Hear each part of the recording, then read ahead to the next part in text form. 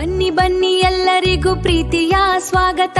ನಮ್ಮ ಈ HBD ಲೋಕ ಒಂದು ಅದ್ಭುತ. ಕಿವಿಗೆ ಇಂಪಾದ ಸಣ್ಣ ಸಣ್ಣ ಹಾಡುಗಳಿವೆ, ಹೊಟ್ಟೆ ಚುರುಕನ್ನುವ ಕಾಮಿಡಿ ವಿಡಿಯೋಗಳು, ಟ್ರೆಂಡಿಂಗ್ ವಿಷಯಗಳ ಅರಮನೆ ನಮ್ಮದು. ನಿಮ್ಮ ಪ್ರೀತಿ ಬೆಂಬಲವೇ ನಮಗೆ ಶಕ್ತಿ.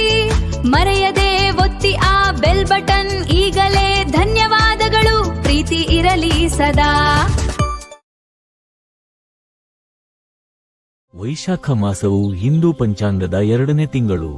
ಚೈತ್ರ ಮಾಸದ ನಂತರ ಬರುವ ಈ ಮಾಸವು ಧಾರ್ಮಿಕವಾಗಿ ಮತ್ತು ಸಾಂಸ್ಕೃತಿಕವಾಗಿ ಅತ್ಯಂತ ಮಹತ್ವದ್ದಾಗಿದೆ.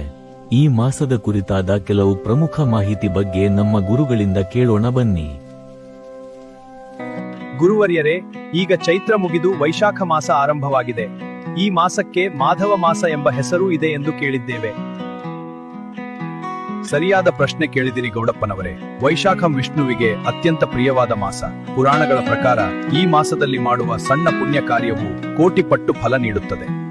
ಇದರ ವಿಶೇಷತೆ ಮತ್ತು ನಾವು ಈ ಸಮಯದಲ್ಲಿ ಮಾಡಬೇಕಾದ ಧರ್ಮ ಕಾರ್ಯಗಳ ಬಗ್ಗೆ ನಮಗೆ ತಿಳಿಸಿಕೊಡಿ. ಈ ಮಾಸದ ದೊಡ್ಡ ಮಂತ್ರವೇ ದಾನ. ಗುರುಗಳೇ, ಈ ಬಿಸಿಲ ಕಾಲದಲ್ಲಿ ನಾವು ಯಾವ ರೀತಿ ದಾನ ಮಾಡಬೇಕು? ನೋಡಿ, ಈಗ ಸೂರ್ಯನ ತಾಪ ಹೆಚ್ಚಿದೆ. ಇಂತಹ ಸಮಯದಲ್ಲಿ ಬಾಯಾರಿದವರಿಗೆ ನೀರು ನೀಡುವುದು ಅತಿ ದೊಡ್ಡ ಸೇವೆ. ಇದನ್ನು ನಾವು ಉದಕುಂಭ ದಾನ ಎನ್ನುತ್ತೇವೆ. ಅಷ್ಟೇ ಅಲ್ಲದೆ ಅಕ್ಷಯ ತೃತೀಯದಂತಹ ಪವಿತ್ರ ದಿನ ಇದೇ ಮಾಸದಲ್ಲಿ ಬರುತ್ತದೆ. ಅಂದು ನೀವು ಮಾಡುವ ದಾನ ಎಂದಿಗೂ ಅಳಿಯದ ಅಕ್ಷಯ ಫಲ ನೀಡುತ್ತದೆ. ಹೌದು ಗುರುಗಳೇ, ನಮ್ಮ ಹಳ್ಳಿಯ ದಾರಿಯಲ್ಲಿ ದಣಿದು ಬರುವವರಿಗಾಗಿ ಒಂದು ಅರವಟ್ಟಿಗೆ ಹಾಕೋಣ ಎಂದುಕೊಂಡಿದ್ದೇವೆ. ಬಹಳ ಉತ್ತಮ ಆಲೋಚನೆ. ಜಲದಾನಕ್ಕಿಂತ ಮಿಗಿಲಾದ ದಾನವಿಲ್ಲ. ಧನ್ಯರಾದೆವು ಗುರುಗಳೇ. ನಿಮ್ಮ ಮಾತಿನಂತೆ ಈ ವೈಶಾಖದಲ್ಲಿ ಸೇವೆಯ ಹಾದಿಯನ್ನು ತುಳಿಯುತ್ತೇವೆ. ಇಲ್ಲಿ ಕೇಳಿ, ಇಂತಹ ಒಳ್ಳೆ ವಿಚಾರ ನಿಮ್ಮ ತನಕ ತಲುಪಿಸುವ ಕಾರ್ಯ ಭುಜಂಗರಾವ್ ಡೈರಿ ಮಾಡ್ತಾ ಇದೆ.